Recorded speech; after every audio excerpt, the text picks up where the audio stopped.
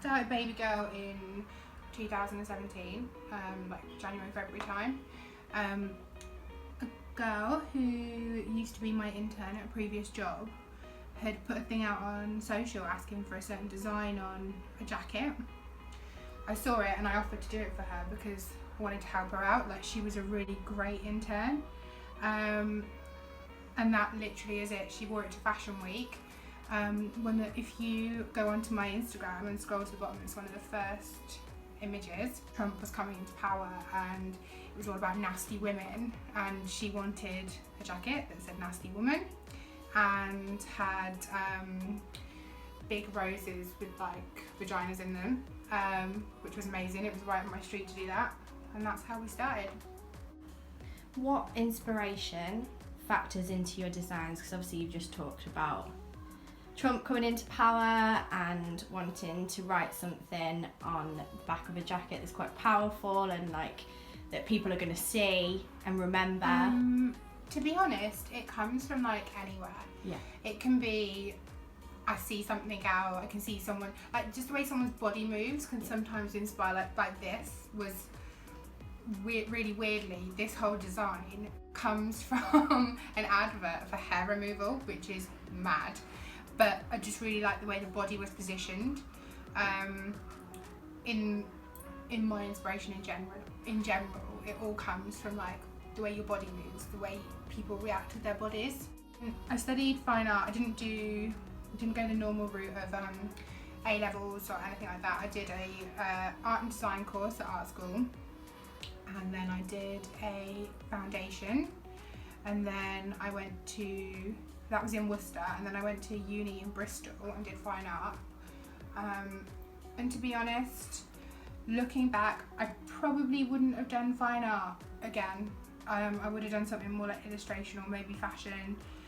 For me, it was too broad, but it was a great experience. I really enjoyed art history and, you know, looking at work like Matisse and Picasso and stuff is really important in figurative work. Then just taking inspiration from like artists now, I think it's really important to look back where everything came from. I probably wasn't the best student. I did okay, and I actually didn't do really any artwork for years after. In my day-to-day job, it's not an artistic job, but it's creative in other ways, and that has really like played a part into wanting to do something creative again. Being approached to do that jacket actually changed everything and started Baby Girl. The majority of your pieces are hand-painted vintage, aren't they? Yeah. So can you just tell us a little bit about why you use so much vintage? It's really important for me to be sustainable in this way. Like, obviously we all care about that and we all should care about it more. But also, you know, I'm really lucky to work in a business where it's readily available to me. I'm not gonna not be honest about that. Like, I'm really lucky for that. But also, even if I wasn't, I would still predominantly use vintage just because it makes more sense to me to do one-of-one pieces on vintage items that you're not going to just find in, like, you know, on the high street. Yeah. I do also do the range of, like, with my illustrations, hoodies and t-shirts. They are made in the UK. They're in a London factory, small business, which is also really important to me. But yeah, it's just trying to keep things as like right as possible. And you make all of your pieces at home, don't you? I do, in my little house. I'm very lucky that I have a partner that doesn't mind me taking over the living room now and then. And there's so much light in here as well. Yeah, we're really lucky, like, to have this kind of setup.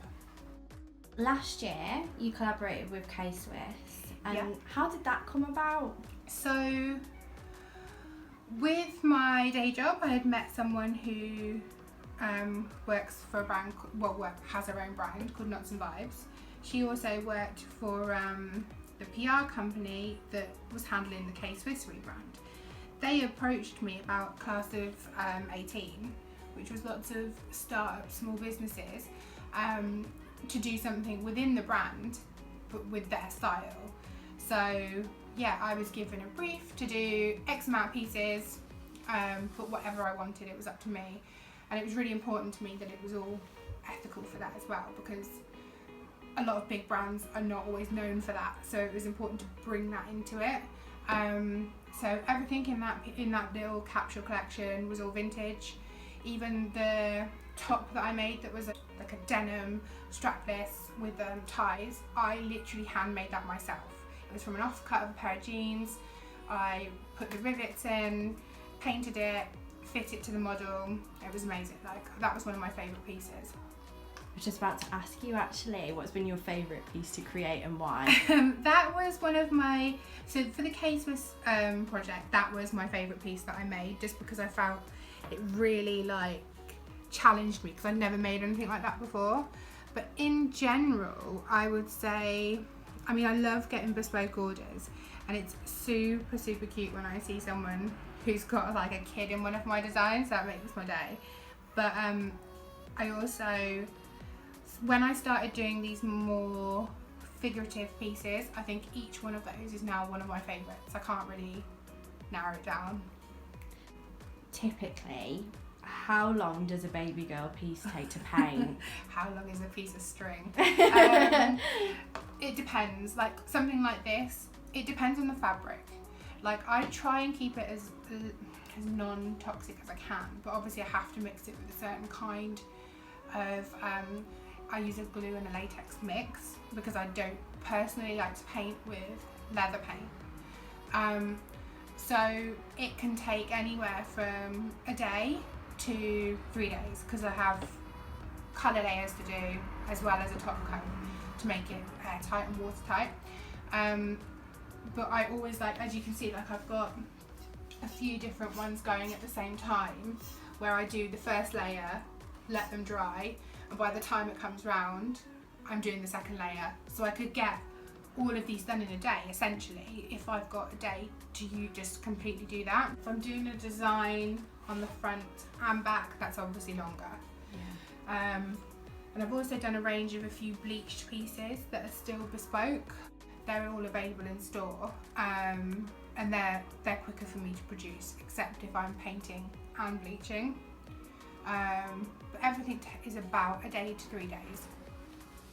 How do you actually work a full-time job, Monday to Friday, and also find the time to manage your business? And would you say you have a healthy work-life balance? I mean, is that your answer? You know what? I've always been a bit of a grafter, and I believe that if you want to make something work, you have to put the time in. I don't expect to be given anything. I'm lucky that I have a 9 to 5, essentially, even though sometimes it's not 9 to 5, but you know, and I enjoy that. But it's also nice to be able to say, okay, I've got some time off from work, that's my time to work on Baby Girl. Each evening I do a couple of hours. You just have to do it. If you want to make business work, it's hard work. So this year you branched into homeware. I think it was January you started bringing stuff into store, and incorporating in your hand-drawn illustrations. Is this something you've always been interested in and wanted to do? I really honestly, I absolutely love interior design. I love homeware, anything, love it all. Yeah, I want to do more of it, essentially. Like, we have the mugs, I have the cushions. I'm actually just waiting for a delivery of greeting cards that will have the illustrations on. So when you have time to relax, to chill out and relax, what do you like to do? Well, obviously, like all the standard things. Like, I like seeing my friends. I like spending time with my partner. We go to a lot of exhibitions, the cat babies. You know, I'm pretty calm. You know, I'm getting to an age where I'm not partying all the time. And to be honest, if I've got spare time, I like to do something for my business. That's the difference of making it work. But I really love going to exhibitions. That's like my number one thing to calm down and just get outside and do that. Have you been to an exhibition recently that you've really loved? I actually I did a blog post on this, you can check that out on ATIKA. We'll link it in the Instagram story. To the Jenny Holzer exhibition. I really, part of my background was large scale installation. That was the kind of work that I really loved. So Jenny Holzer's work is amazing. It's really large scale neons and lots of really powerful messages that evoke reaction. I love going to the Saatchi. I love the collection there. Even if I don't necessarily love the artwork, I love that space is really important to me. When I first moved to London and I was really struggling, I would go there and I would feel instantly calm going to the Saatchi. I remember you saying that about you'd been to Fashion Week. Yeah. On your own, hadn't you? So when I first moved to London, I had a job with a company that's very fashion based, and it was my first time going to Fashion Week on my own, and I really struggled with it. I really struggled to deal with it, the process of it. So in between shows, I just took myself off to the Saatchi and got a coffee and sat outside and went in, had a little look around and felt instantly calm. Went back to Fashion Week, bossed it and had the best review of the work I did. So I think knowing what takes you out of your anxiety to go and just chill is really important. What are the key points and lessons you've learned since starting up your own business? Wow, that's actually a really tough question. Don't do things because people tell you to, really honestly. When I first started, I was told, don't do one of one items, they won't work. People want a range of that. Yeah, people want a range, but they want a range of one of ones. And that's something that's been really important to me, that people can come into a store and buy my pieces and know that no one else is going to have them. But then at the same time, I also make it accessible, so you can buy a t-shirt that's a much lower price point, but you're still getting something that's a bespoke artwork on it. And just follow your gut. That's the number one. And what do you hope for in the next 5 to 10 years for Baby Girl? Oh my God, world domination. No, I would like to have my own little store, but more homeware with Baby Girl as an offshoot of that, it's stocked there. But it's just amazing to me that in 5-10 years time people would still want to be wearing it, still want my designs. That's unreal. I'm not a fashion designer, I'm just doing something I like doing. So who knows, you guys are gonna help, you're gonna make it happen, not me. So essentially, yeah, we'll just see. I mean, hopefully still selling, people still wearing it, that'd be amazing. Otherwise, a homeware store would be my dream.